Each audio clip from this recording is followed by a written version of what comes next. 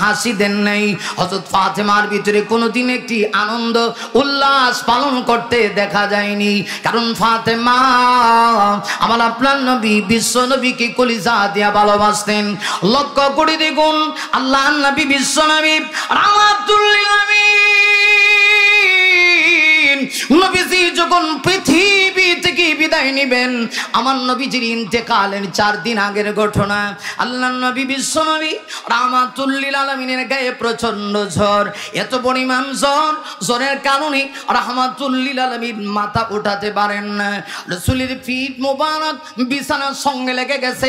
আমার নবীজির বুকের ভিতরে প্রচন্ড ব্যথা, প্রচন্ড আঘাত, নবীজি যেন বিছানা থেকে মাথা উঠাতে পারেন না। সাহাবায়ে কেরাম চতুর্দিকে আল্লাহর নবীজির ঘর ঘেরাও করে রেখেছে। সাহাবীরা চিন্তা করে কখন জানি নবী দুনিয়া থেকে বিদায় নিয়ে যায়। সাহাবীরা চিন্তা করে হায় হায় রে, নবী যদি দুনিয়া থেকে বিদায় নিয়ে যায়, আল্লাহর নবী দুনিয়া থেকে বিদায় নেওয়ার পরে এই পৃথিবীতে আমরা থেকে আর কি করব? কারণ সত্যিকারের আশিক রাসূল ছিলেন সাহাবায়ে কেরাম। আল্লাহর নবীজির পরিবার, নবীজির পবিত্র স্ত্রী যারা ছিলেন সবাই নবীজির খেদমতে নিয়োজিত।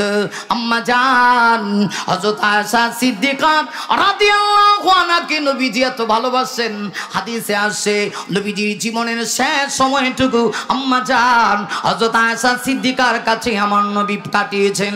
সকল স্ত্রীদের পক্ষ থেকে আমার নবীজি অনুমতি নিয়ে জীবনের শেষ সময়টুকু আম্মা জান হযরত আয়েশার হুজরায় কাটিয়েছেন। আম্মা জান আয়েশার উরু মুবারকের উপরে আমার নবীজির মাথা মুবারক ছিল। আমার ভাইরা, এই অবস্থায় আল্লাহর নবীজির ইন্তেকালের টাইম যখন গনে আসলো, আমার নবীজি প্রচন্ড জ্বর, নবীজির অসুস্থতা আর সরছে না। আল্লাহ রাব্বুল আলামিন চান রাহমাতুল লিল আলামিনকে তার সান্নিধ্যে নিয়ে যাবেন, রাহমাতুল লিল আলামিনকে রব তার সাক্ষাতে নিয়ে যাবেন। রাহমাতুল লিল আলামিনের কাছে এই অবস্থায় মহান আল্লাহ মালাকুল মউত আজরাইল ফেরেশতাকে পাঠাইলেন অনুমতি তলব করার জন্য। হযরত ফাতেমা রাদিয়াল্লাহু আনহা আব্বা জান বিশ্ব নবীজি কখন জানি দুনিয়া থেকে বিদায় নিয়ে যায়। ফাতেমা শুধুমাত্র কান্না করে। ফাতেমার কান্না আবার নবীজির বরদাস্ত হয় না। রাহমাতুল লিল আলামিন ফাতেমাকে ইশারা দিয়ে বলেন, ফাতেমা তোমার কান্না আমি বিশ্ব নবীজির মুখ মুবারকের কাছে নিয়ে আসো। রাসূলের আমি বিশ্ব নবীজির মুখ মুবারকের কাছে তোমার কান্না নিয়ে আসো।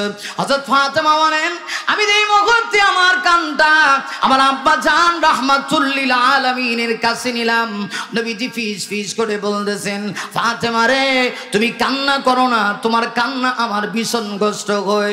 ওরে ফাতেমা শোনো, হ্যাঁ ফাতেমা আমি তোমাকে সুসংবাদ দিচ্ছি, আমি ইন্তেকাল করে এই পৃথিবীর সফর শেষ করে পরকালের সফরে যখন আমি গমন করব, আমার ইন্তেকালের পরে মাত্র 6 মাস পরে কবরের জগতে তোমার সঙ্গে আমার সাক্ষাৎ হবে। জুড়ে আওয়াজ করে বলি সুবহানাল্লাহ। আপনাদের সুবহানাল্লাহর আওয়াজটা বোঝা যায় খুব দুর্বল। এখন তো আর আওয়াজ দেওয়ার জন্য ভয় পাওয়া লাগে না। একটা সময় তো এমন ছিল আমরা ভয় পেতাম, কোরআনের হক কথাগুলি বলতে পারতাম না। কোরআনের কথা বললেই আমাদেরকে মৌলবাদী, উগ্রবাদী আর জঙ্গিবাদী বলা হতো। আলহামদুলিল্লাহ দিন ফিরে এসেছে। ফেরাউনের যেইভাবে পতন হয়েছে, নমরুদের যেইভাবে পতন হয়েছে, স্বৈরাচার শেখ হাসিনাকে আল্লাহ চাইতে ভয়াবহ পতন দিয়ে বুঝিয়ে দিয়েছে যারা কোরআনের বিরুদ্ধে কথা বলে এই জমিনে এদের কোনো পাওয়ার থাকতে পারে না, পারে না, পারে না। ঠিক কেনা সুরা আওয়াজ করুন।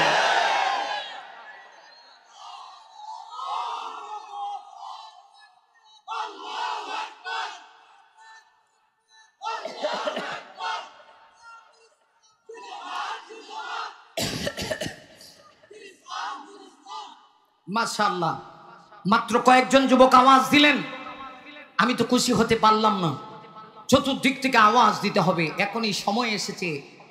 আমরা তো বিশ্বাস করি আগামী দিনের বাংলাদেশ হচ্ছে কোরআনের বাংলাদেশ। আসতে বলেন কেন? জোরে বলতে হবে, আরো জোরে আওয়াজ করে বলতে হবে, ঠিক কিনা? আগামী দিনের বাংলাদেশ হচ্ছে আলেম ওলামাদের বাংলাদেশ। আগামী দিন এদেশে ইসলাম কায়েম হবে। নেতৃত্বে আসবে ইসলামের যারা নেতৃত্ব দিচ্ছেন, তারা আসবে এদেশে নেতৃত্বে। ঠিক কিনা? জোরে আওয়াজ করে বলুন। আমি সত্যের পক্ষে, কোরআনের পক্ষে, ইসলামের পক্ষে আমি আছি কিনা নাই? আরো জোরে আওয়াজ করে বলতে হবে, আছে কিনা নাই? তাইলে আমি চতুর্দিক থেকে কয়েকটা যুবক দেখতে চাই আলোড়ন সৃষ্টি করে ওই ভারতের মুস্কানের মতো, ওই ভারতীয়, ওই অসভ্য ভারতীয়, ওই হিন্দু অসভ্যগুলির সামনে মুস্কান যেইভাবে আল্লাহু আকবারের আওয়াজ দিয়ে গোটা পৃথিবীকে কাঁপিয়ে তুলেছিল, নদীবন্দর এলাকায় যুবকদের এমন একটা আওয়াজ চাই। আমি তো বিশ্বাস করি মুসলমানের ইমানে আওয়াজ দরকার। আপনারা জানেন সুদূর ইয়ামন দেশ থেকে সিলেটের মাটিতে এসেছিলেন হযরত শাহজালাল মুজাররদি আমনি রহমাতুল্লাহ আলাইহি। তিনি কিন্তু বাতিলের মোকাবেলায় তরবারি নিয়ে মোকাবেলা করেন নাই। ছাত্র ভাইরা, আপনারা দেখেছেন, আপনারা বিজয় এনেছেন, আপনারা কিন্তু নিরস্ত্র ছিলেন, আল্লাহ আপনাদেরকে বিজয় দিয়েছে। এতে প্রমাণ হয় অস্ত্র দিয়ে বিজয় আসে না, ইমানি পাওয়ার দিয়ে বিজয় আসে। এই ছাত্র ভাইদের পিছনে শুধু ওরা ছিল তা না, গোটা বাংলাদেশ ছিল। হক্কানি উলামায়ে কেরামের দোয়া ছিল, মজলুমের দোয়া ছিল। এজন্য আল্লাহর সাহায্য এসেছে। শাহজালাল ইয়ামনি সিলেটের মাটিতে এসে রাজা গৌর গোবিন্দের মোকাবেলায় আল্লাহু আকবারের আওয়াজ দিয়েছিলেন। ইতিহাস প্রমাণ করে সে আল্লাহু আকবারের আওয়াজ হয়ে গৌর গোবিন্দের তখতে তাউস ধ্বংস হয়েছে, ঠিক কিনা? এখন আমি চতুর্দিক থেকে কয়েকজন যুবক দেখতে চাই, একটু দাঁড়ান তো দেখি। আপনারা তো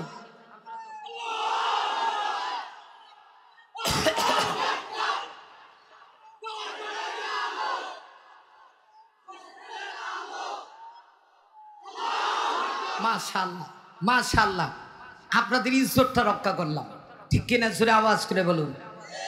আর আমার স্বাধীন দেশে এখন আর আওয়াজ ছোট হবে না, আওয়াজ নিচু হবে না, বরং আওয়াজ হবে বুলেটের মতো, ঠিক কিনা? জোরে আওয়াজ করে বলুন। প্রিয় ভাইরা আমার, যে কথা বলছিলাম মূল কথায় যাই। একটু চিন্তা করে দেখেন, আল্লাহর হাবিব সাল্লাল্লাহু আলাইহি ওয়াসাল্লাম মা ফাতেমা, রাসূলের কলিজার টুকরা মেয়ে আম্মাজান ফাতেমাকে বলতেছেন, ফাতেমা তুমি কান্না করো না, এই পৃথিবী থেকে আমি বিদায় হওয়ার পরে সর্বপ্রথম তোমার সাথে আমার কবরের জগতে সাক্ষাৎ হবে। জুড়ে বলি সুবহানাল্লাহ। ভাইরা, নবীজি যে মুহূর্তে হযরতে ফাতেমা কি কথা বলেছিলেন, আম্মাজান আয়েশা বলেন আমি তাকাই দেখি নবীজি ফিস ফিস করে কি যেন বললেন। ফাতেমা নবী বলার সাথে সাথে হযরত ফাতেমা একটা মুস্কি হাসি দিলেন। হযরত ফাতেমা এরপরে জিন্দেগিতে যতদিন দুনিয়াতে বেঁচে ছিলেন আর কোনোদিন এমন একটা হাসি দেন নাই। আল্লাহু আকবার, জোরে আওয়াজ করে বলেন। মুস্কি হাসি দিয়েছিলেন, এটি তার শেষ মুস্কি হাসি। আল্লাহর হাবিব দুনিয়া থেকে চলে যাবেন, ফাতেমা খুশি হয়ে গেলেন। ঠিক সেই মুহূর্তে মালাকুল মউত আজরাইল আল্লাহর হাবিবের কাছে আসলো। রাসূল তো নবুয়তের চোখ দিয়ে সবকিছুই দেখতেন, ঠিক কিনা? জোরে আওয়াজ করে বলেন।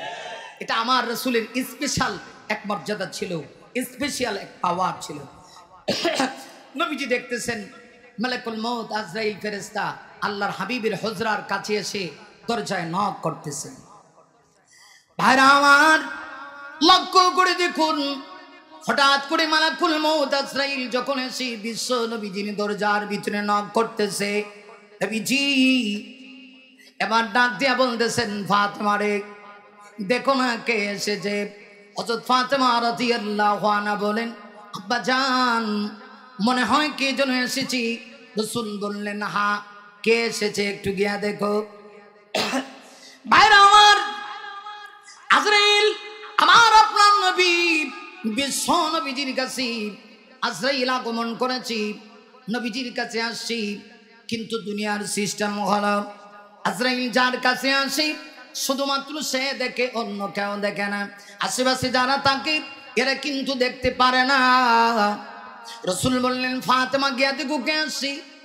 এবার যদি আজরাইল তার চেহারা যদি প্রকাশ না করে রাসূলের কথা তো মিথ্যা হয়ে যাবে। হযরত ফাতেমা মনে মনে ভাবতে পারেন, মনে হয় আমার আব্বা জান অসুস্থ, এই জন্য মনে হয় যাই চা বলতাবুল বলছে। আল্লাহ ডাক দিয়ে বলে, আজরাইল এই জায়গাতেও আমি আমার নবীকে আমার বন্ধুকে ছোট করতে চাই না। আজরাইল আমার বন্ধু বলেছি কে এসেছি, অতএব সিস্টেম পাল্টায়া দাও, এটা আমার বন্ধুর মর্যাদা। আজরাইল তুমি তোমার চেহারা ফাতেমার সামনে প্রকাশ করে ফেল। হযরত আজরাইল যে মুহূর্তে ফাতেমার সামনে তার চেহারা প্রকাশ করলেন, হযরত ফাতেমা তাকায় দেখি এমন একজন মানুষ দেখা যায় যেই মানুষের মাথা আসমানে, পা হলো জমিনে।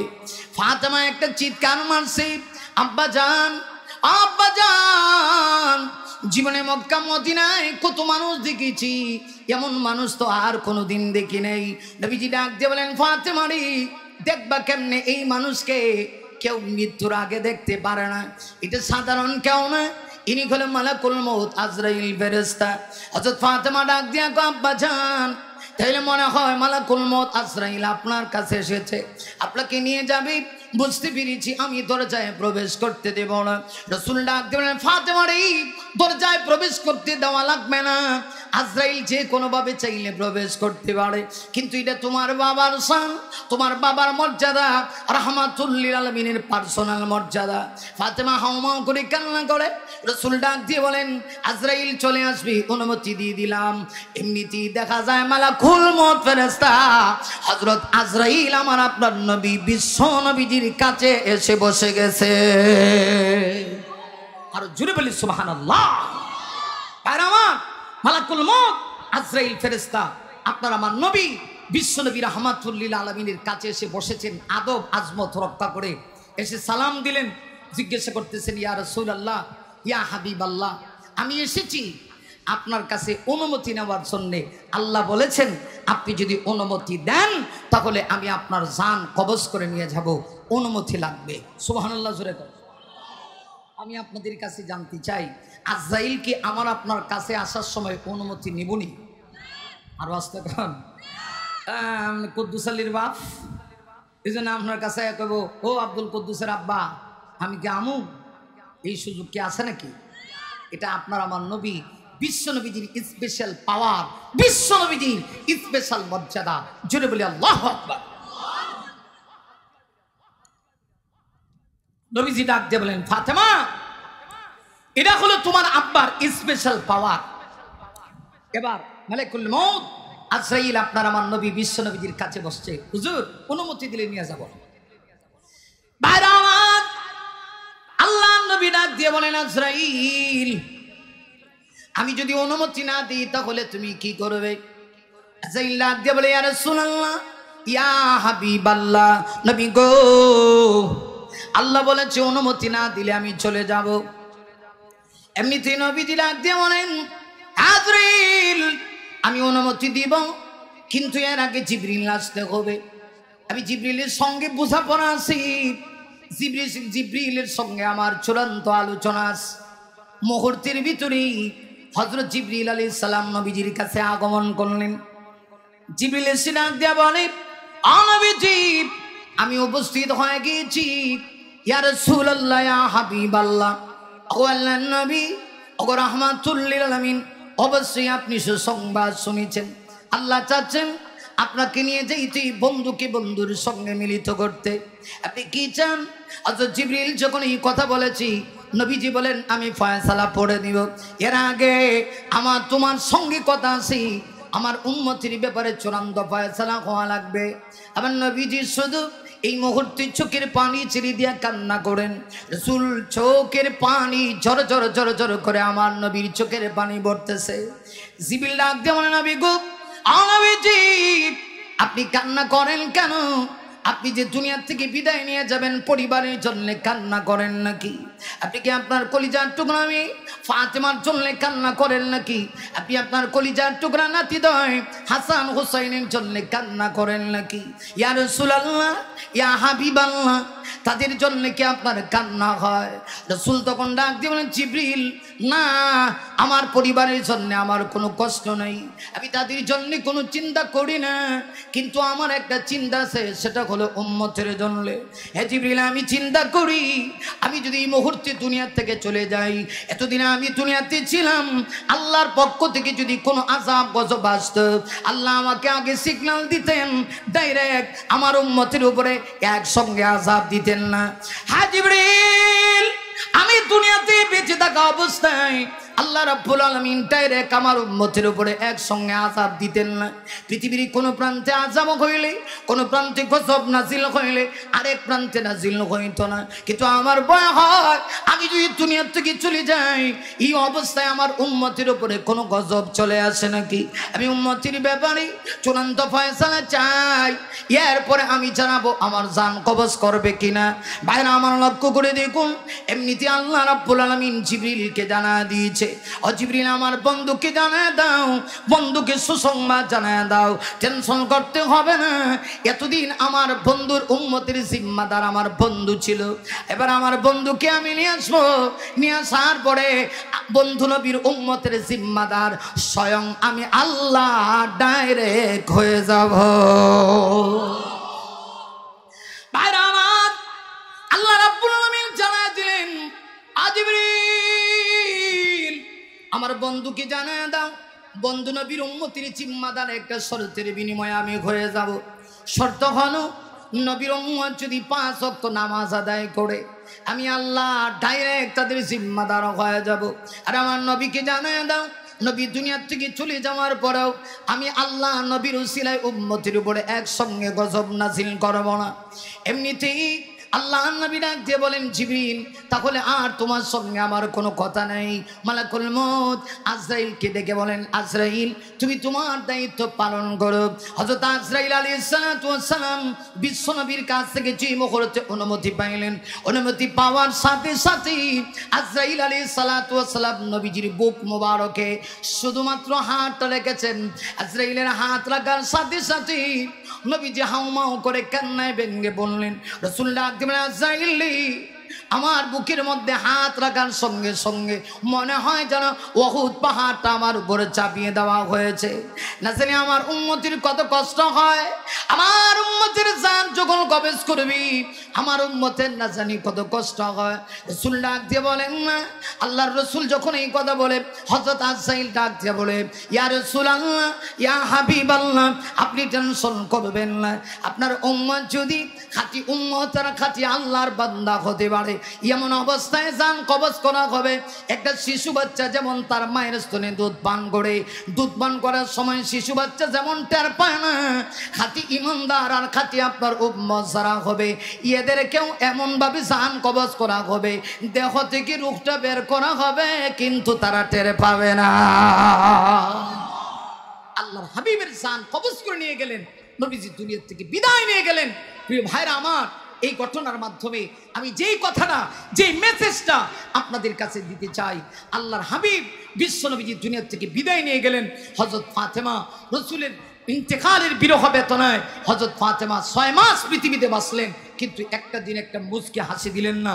আবু বকর সিদ্দিক 2 বছর রাষ্ট্র পরিচালনা করলেন, মুসলিম জাহানের খলিফা হয়ে রাষ্ট্রের দায়িত্বে ছিলেন, কিন্তু একটা দিন তিনি একটা মুচকি হাসি দিলেন না।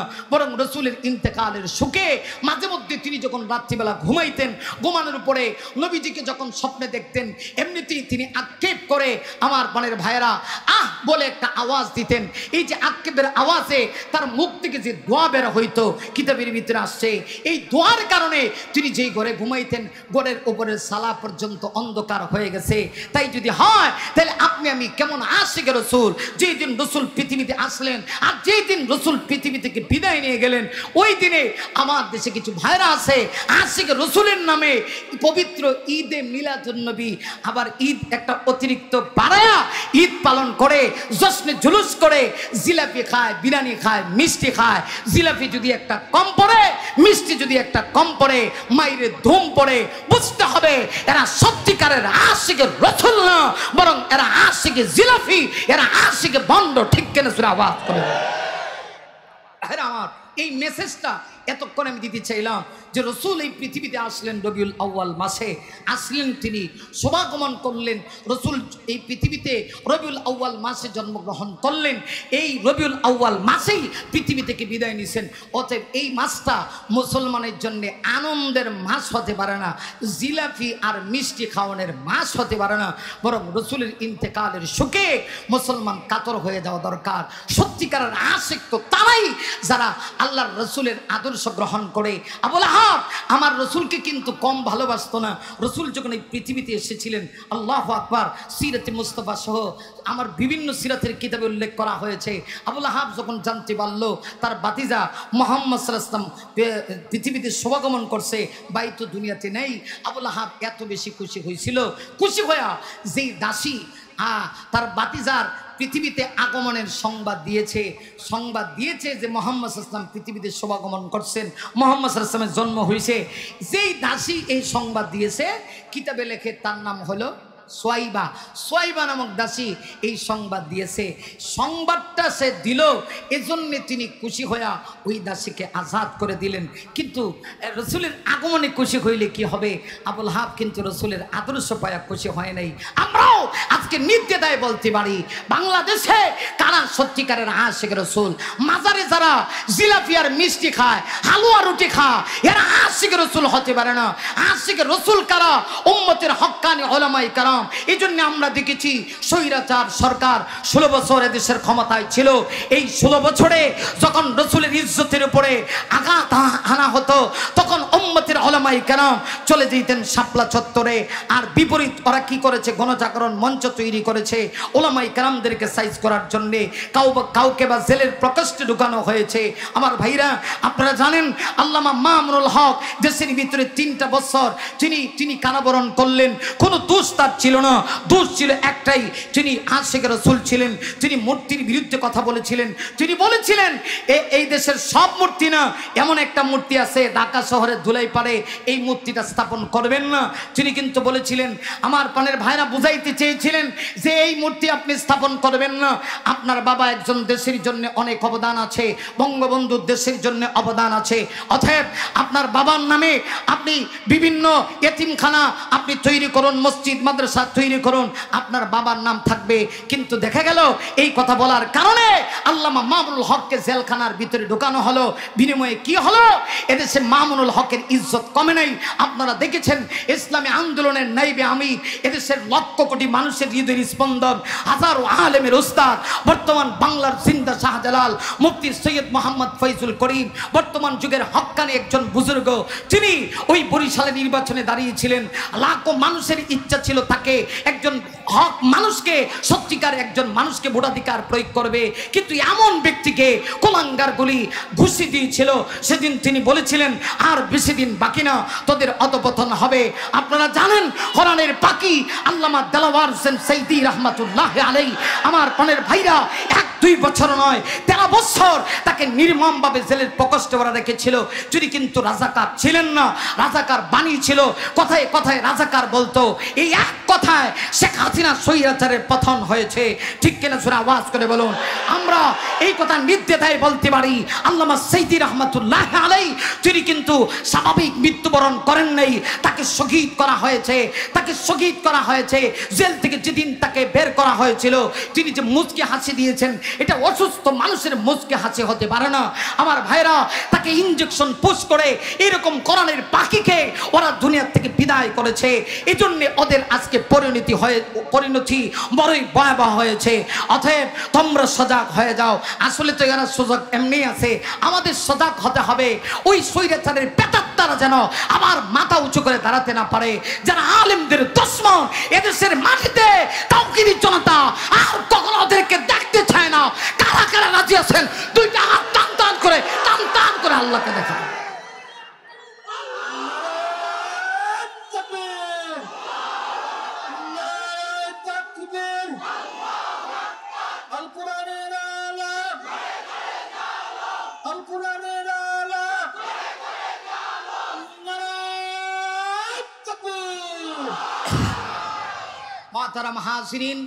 তাহলে সত্যিকারের আশিকে রাসূল যারা, এরা শুধুমাত্র জিলাপি আর মিষ্টি খায়া নবীকে ভালোবাসে না, বরং নবীর ইজ্জতের জন্য জীবন দিতে প্রস্তুত।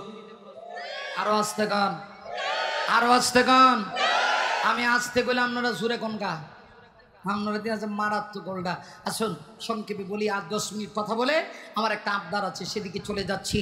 আসলে রবিউল আউয়াল মাস হিসাবে অপ্রাসঙ্গিক এই কথাগুলি বলতে হলো সময়ের প্রেক্ষাপটে। আমি আপনাদের সামনে একেবারে কোরআন শরীফের 114 খানা সূরার ভিতর থেকে ছোট্ট একটা সূরা সূরা কাউসার থেকে আপনাদের সামনে তেলাওয়াত করেছি। আপনারা জানেন কোরআন শরীফে 114টা সূরার ভিতরে একেবারে ছোট্ট সূরা সূরা কাউসার।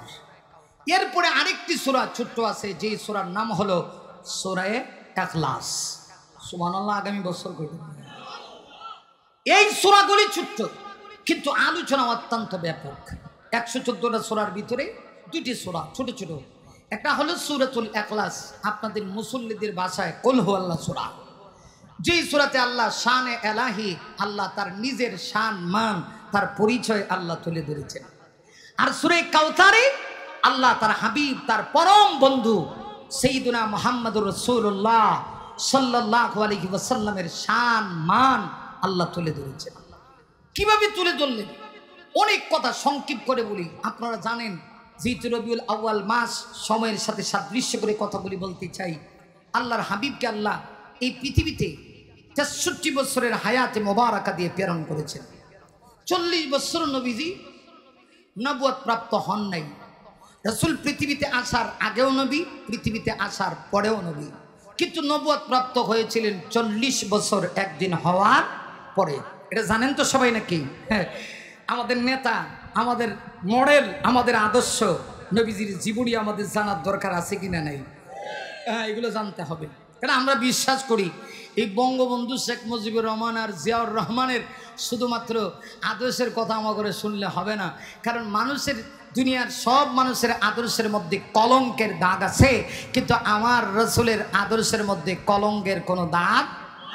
হ্যাঁ, আমরা দেশে দেখবেন নির্বাচনে যেই খারাপ কি স্লোগান, নির্বাচনে জালুবাই মাথা আছে ট্যাং নাই। আস্তে কথা বোঝেন না নাকি? একটু তাড়াতাড়ি বলতে হবে, ঠিক কিনা? কি স্লোগান দেয়? জালু মিয়া, কালু মিয়া, কত মিয়া নাম। আমার উস্তাদ বলছেন নির্বাচনে খারাইছে জালু মিয়া। তুই এই লোক আবার ল্যাংড়া, হাঁটতে পারে না। এই লোককে কিছু লোক আবার কাঁদে নিছে, কাঁদে নিয়া স্লোগান দেয় নির্বাচনে জালুবাই মাথা আছে ট্যাং নাই। লোকেরা বলে কি হয়েছে? জালুবাইয়ের চরিত্র ফুলের মতো পবিত্র। এখন জালুবাইয়ের চরিত্র ফুলের মতো পবিত্র। কেমন পবিত্র? পরে কয় নামাজ পড়ে না এক ওয়াক্ত। যে লোকে এক ওয়াক্ত নামাজ পড়ে না, এই নেতার চরিত্র খুব ভালা। না ভালো লাগে ভালা। এক ওয়াক্ত যে নামাজ পড়ে না, এই নেতার চরিত্র খুব ভালা না খারাপ? এই নেতাগুলি দেশটার 12টা বাজাইছে, ঠিক কিনা? জালুবাই চরিত্র ফুলের মতো পবিত্র, নামাজ পড়ে না এক ওয়াক্ত, আবার লাস্টে কয় গাঞ্জা খায় 5 ওয়াক্ত। ওই সিনিকার ভালো চরিত্রটা কেমন হইতারে চিন্তা করে। নেতা কেমন নেতা? আল্লাহর হাবিব বিশ্ব নবী এমন নেতা যার চরিত্রের মধ্যে কলঙ্কের কোনো দাগ। নবুয়ত পাইলেন 40 বছর একদিন হওয়ার পরে। একেবারে সংক্ষেপ কথা, রাসূল ঈমানের দাওয়াত দিবেন মক্কাবাসীর সামনে। এই গোটা মক্কার মানুষগুলি 3 দলে বিভক্ত। সংক্ষেপ করে বুঝবেন। একদল লোক আছে যারা বহুত্ববাদী খোদার বিশ্বাসী। এরা কয় 1-2 খোদা, 1-2 আল্লাহ দিয়ে পৃথিবী চলে না, বহু আল্লাহ পৃথিবী চালায়। আর বাঁচতে কর। এই জন্য এরা আল্লাহর ঘরখানায় কাবার ভিতরে 360টা মূর্তি ঢুকে, মূর্তির সামনে মাথা নত করে। নাউজুবিল্লাহ, এই বছর কয়েন না বাইত গিয়ে করেন। চিন্তা করে দেখেন এদের অবস্থাটা কি। আরেক দল আছে, এরা কয় চিত্তবাদী বিশ্বাসী। এরা কয় 1 খোদা পৃথিবী চালাতে পারে না, 3 খোদা লাগে, 3 জন মিল্লা পৃথিবী চালায়। আর আরেক দল হইল দ্বিত্ববাদী বিশ্বাসী। এরা কয় 2 খোদা পৃথিবী চালায়। তাহলে কয় শ্রেণীর লোক? 3 শ্রেণীর। আর রাসূল দাওয়াত দেন কয় আল্লাহ না, এ এক আল্লাহর কথাটা শাহাদত আঙ্গুলিটা উঠায়া আকাশের দিকে আল্লাহকে দেখায় বলতে হবে আমাদের আল্লাহ কয়জন? আরো জোরে আমাদের রব কয়জন? বিশ্ব নবী যে এক আল্লাহ দাওয়াত দেয়। এখন চিন্তা করেন, যে মানুষগুলি বহু খোদা, 3 খোদা, 2 খোদা, আর নবী যে এক আল্লাহ দাওয়াত দেয়, অবস্থাটা কেমন হইতারে?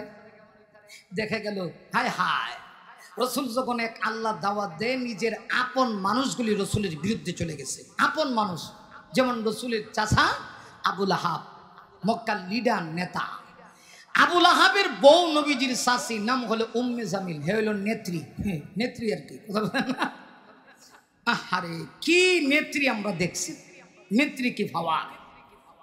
আবুল আহাবের স্ত্রী এর উত্তরসূরি, কথা কোন ঠিক কিনা?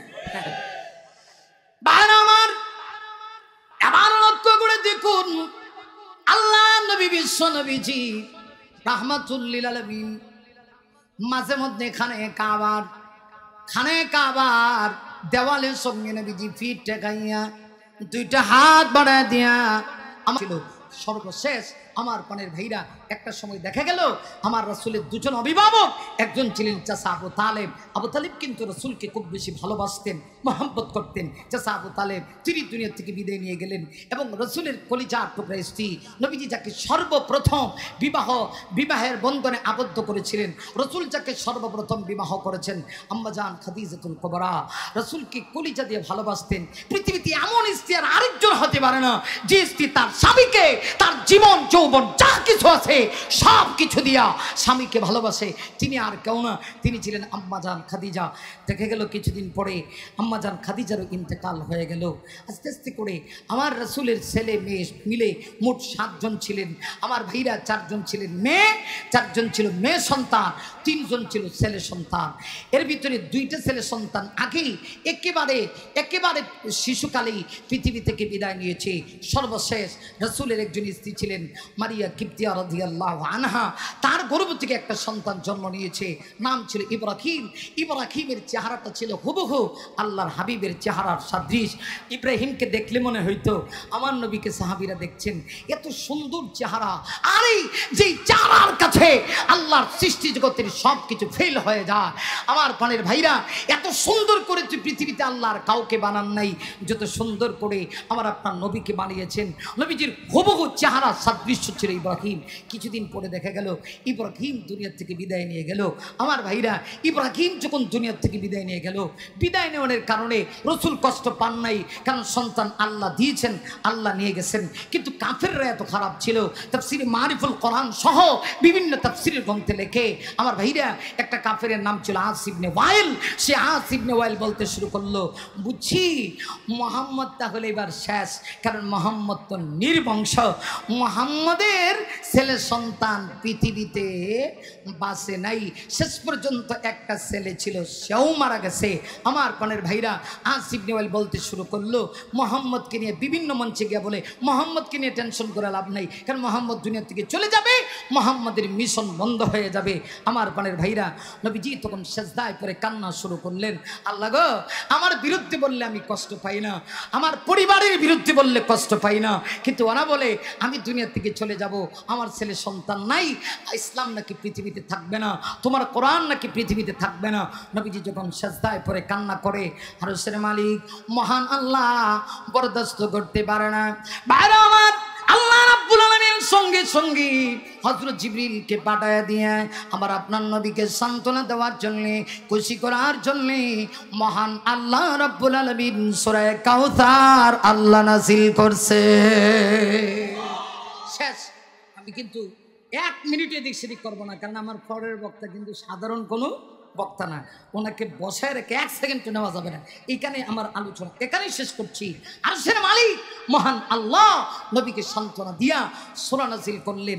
নাজিল করে আল্লাহ পাক জানিয়ে দেন, রাসূল আপনি টেনশন করেন না, আপনি বিচলিত হয়েন না, আপনি মন ঘাবড়ায়েন না। ওরা বলে আপনি পৃথিবী থেকে চলে গেলে আপনার নাম নিশানা থাকবে না। জবাবে আমি আল্লাহ সূরা দিয়ে বলছি, ইন্না আতাইনা কাল কাউসার, হে রাসূল নিশ্চয়ই আমি আল্লাহ আপনাকে দান করেছি কাউসার। সুবহানাল্লাহ, জোরে আওয়াজ করে বলি, কাউসার দিয়েছি। কাউসারের অনেক ব্যাখ্যা আমার পানের ভাইরা, এর ভিতরে 2টা মতামত আছে, সেদিকে যাব না, সহজ করে বলি, ওয়ান নাহরু ফিল জান্নাহ। আল্লাহ পাক সান্ত্বনা দিয়ে বলেন, নবী গো, কাউসার হচ্ছে জান্নাতি একটা নহর। আল্লাহু আকবার, জোরে আওয়াজ করে বলেন, যেই জান্নাতি নহর, এই নহরের পানি আমার ভাইরা, এই হাউজের পানি আল্লাহর হাবিবকে আল্লাহ সান্ত্বনা দিয়ে বলেন, নবী গো, কিয়ামতের দিন আপনি আপনার উম্মতদেরকে নিয়ে এমন সময় পান করবেন যখন অর্ধেক হাত উপরে সূর্য থাকবে, পৃথিবীর মানুষ উপরের দিকে তাকাতে পারবে না, মানুষের পানির জন্য তৃষ্ণার কারণে কলিজা পর্যন্ত শুকিয়ে যাবে। ঠিক সেই সময় আপনি আপনার উম্মতদেরকে নিয়ে পান করবেন। আরেকটা হচ্ছে নবী গো কাউসার দিলাম, এর অর্থ হলো কাসীর, অধিক পরিমাণে উম্মত দিলাম। নবী গো আপনার ছেলে সন্তান কেন নিয়ে আসলাম, এর হিকমত আছে বলার টাইম নেই। আমি ছেলে সন্তান নিয়ে আসছি আপনার সম্মান বাড়ানোর জন্য, কিন্তু আপনার ছেলে সন্তান নিয়ে আসলে কি হবে, কিয়ামত পর্যন্ত আপনার অসংখ্য গণিত রোহানি উম্মত থাকবে, যারা থাকলে পরে আপনার সম্মান পৃথিবীতে থাকবে। শেষ কথাটা বলতে চাই, আপনারা কি বলেন, নবী নাই, নবীর আদর্শ কি নাই, নবী নাই, নবীর আলোচনা নাই, কিয়ামত পর্যন্ত থাকবে কি থাকবে না? আল্লাহ রাব্বুল আলামিন নবীকে সান্ত্বনা দিয়ে তাই বলেন, ইন্না আতাইনাকাল কাউসার, হে হাবিব নিশ্চয়ই আমি আপনাকে কাউসার দিয়েছি। আমি আর সামনে যেতে চাই না, এবার জানতে চাই রাসূলের সঙ্গে সেই হাউদে কাউসারের পানি আমরা সবাইকে পান করতে চাই। কারা কারা হাত উঠান তো, লিল্লাহি তাকবীর, আরো জোরে আওয়াজ করে লিল্লাহি তাকবীর। এবার আমার টাইম আর 5-7 মিনিট যা আছে, এটা হচ্ছে এখানে একটা মাদ্রাসা আছে। প্রিয় ভাইরা মাশাআল্লাহ, কিন্তু সুন্দর পরিবেশ হয়েছে, হবেই তো। আজকে যিনি আসছেন সাধারণ কোনো ব্যক্তি না, আমি আগেই বলেছি আপনারা পেয়েছেন মিয়াজি হুজুরের মাধ্যমে, এই জন্য আমরা ওনার মূল্যবান সময়টা এক মুহূর্তের জন্য নষ্ট করতে চাই না। মিয়াজি হুজুর বলছেন যে আজকে কাসিমি সাহেব এখানে বয়ান করে কালকে বিদেশি সফর ফ্রান্সে চলে যাবেন, তাহলে ওনার সময়টা কত মূল্যবান বুঝতে পারছেন। আমরা তো সাধারণ মানুষ, ওনারা তো আকাশ পাতাল ব্যবধান। আমি তো হজরতজির জুতা বহন করার মতো যোগ্যতাও আমি রাখি না। আমি যদি ওনার ছাত্র হতে পারতাম, ছাত্র না হয়েও ওনাদের মতো আলেমদেরকে আমরা শিক্ষক মনে করি, আমি নিজেকে ধন্য মনে করতাম। প্রিয় ভাইরা, এই জন্য সময় নষ্ট করতে চাই না। মাদ্রাসাতুল খিদমা আল ইসলামিয়া